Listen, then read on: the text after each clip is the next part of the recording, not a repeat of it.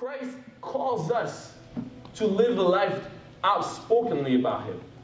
To live a life that with no regard says, this is Christ. That's why in marriage, that's why, even when we see Paul here, Paul, when he asked, in 1 Corinthians 7, he says, if you're married, okay, make sure that your marriage brings you to Christ. Don't bring Christ to your marriage. Because in the end, we will not be married forever. Don't get me wrong, I'm looking forward to my marriage. I'm looking forward, to enjoying my time with my wife, but the truth is, it's not gonna last forever.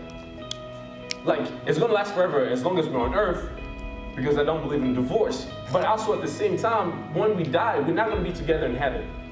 The Bible is clear on that.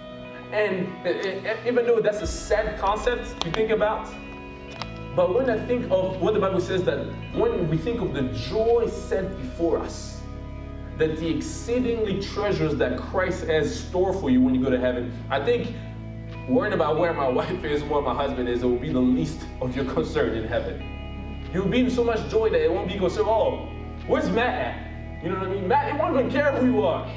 He's going to be doing his heaven thing. I don't know what Matt's going to be doing in heaven.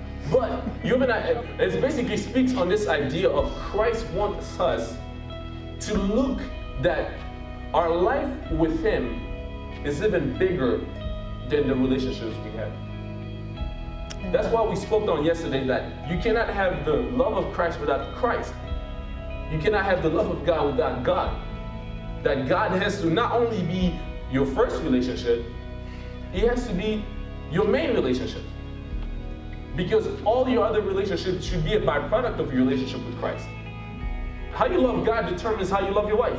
How you love God determines how you love your husband. How you love Christ determines how you love your siblings, your boyfriend, your girlfriend, your teachers, your classmates.